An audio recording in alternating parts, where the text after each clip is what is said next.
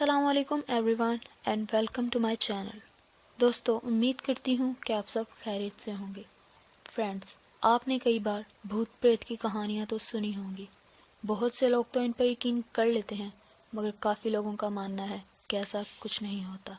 لیکن فرینڈز، آج میں آپ کو ایک ایسے گھر کے بارے میں بتانے جا رہی ہوں جہاں پر سچ میں بھوت پریت پائے جاتے ہیں۔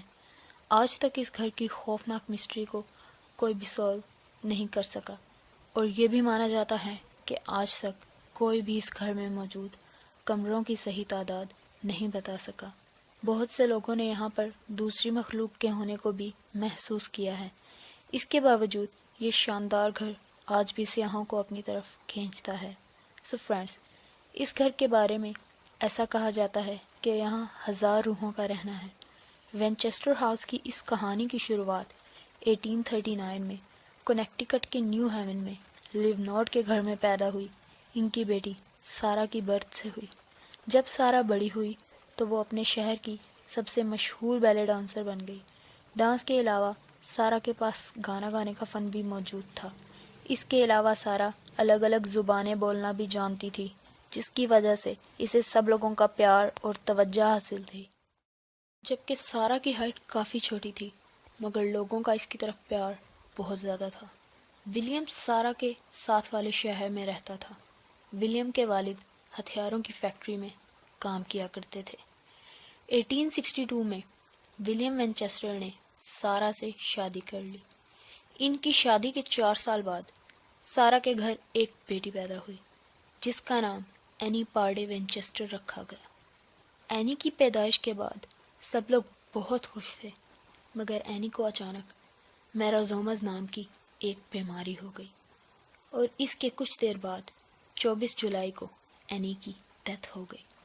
اپنی بیٹی کی موت کے بعد سارا بری طرح ٹوٹ گئی، اور آہستہ آہستہ سارا دماغی مریض بن گئی۔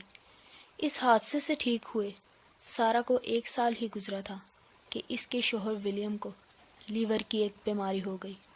ولیم اس بیماری کو زیادہ دیر برداشت نہ کر سکا، اور 7 مارچ 1881 میں اس کی موت ہو گئی۔ ولیم کی موت کے بعد اس کی $20 ملین کی پراپرٹی سارا کے نام ہو گئی۔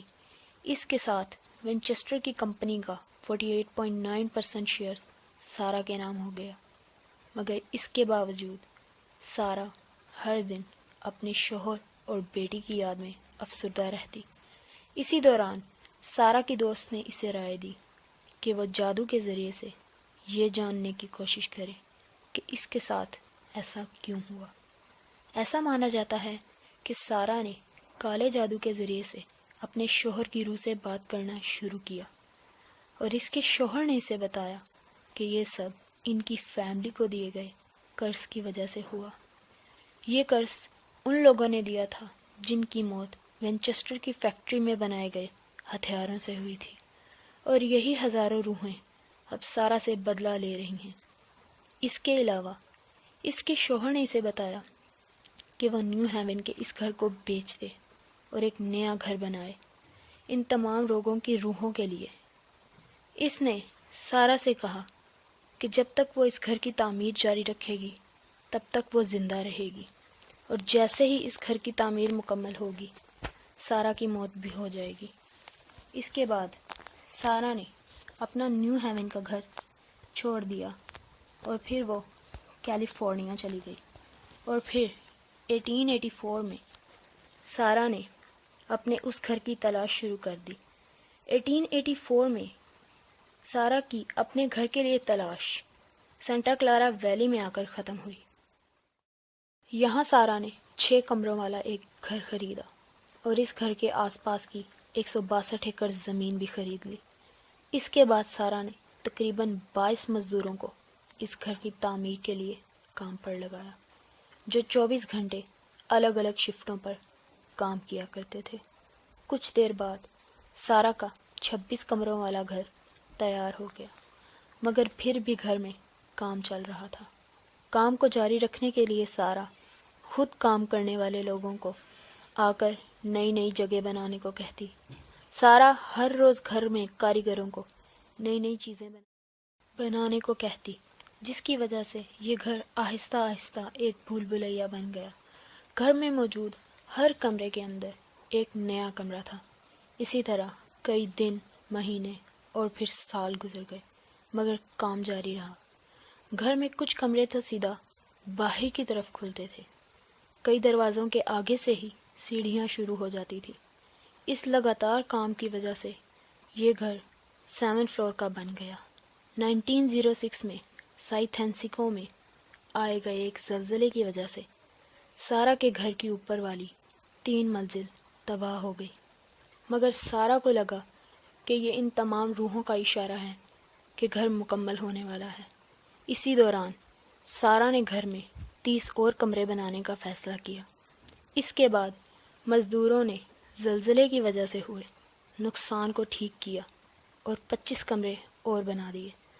آخر میں 1922 میں سارا کی موت ہو گئی۔ اس کے کچھ سال بعد اس گھر کو کچھ لوگوں کے گروپ نے خرید لیا۔ جب اس گھر کو لوگوں کے لیے کھولا گیا تو پتہ چلا کہ اس میں 148 کمرے ہیں، مگر جب دوبارہ ان کمروں کی گنتی کی گئی تو کمروں کی تعداد بڑھ کر 160 ہو گئی۔ جب بھی اس گھر کے کمروں کو گنا جاتا ہے تو ہمیشہ ان کی تعداد پہلے سے زیادہ ہوتی ہے۔ یہاں رہنے والے لوگوں کا کہنا تھا کہ انہوں نے یہاں عجیب آوازیں سنی ہیں، یہاں تک ان لوگوں نے اس گھر میں کسی کو گھومتے ہوئے بھی دیکھا ہے۔ آج یہ گھر کیلیفورنیا میں موجود ہے۔ یہاں کے لوگوں کا نظریہ اس گھر کے بارے میں الگ الگ ہے، مگر سچ کیا ہے وہ آج بھی کوئی نہیں جانتا۔ سو فرینڈس، یہ تھی وینچسٹر ہاؤس کی کہانی۔ آپ لوگوں کا اس کے بارے میں کیا کہنا ہے مجھے کمنٹس کر کے ضرور بتائیے گا، اور ہماری اس ویڈیو کو لائک شیئر ضرور کیجیے گا، اور ہمارے چینل کو سبسکرائب بھی کیجیے گا۔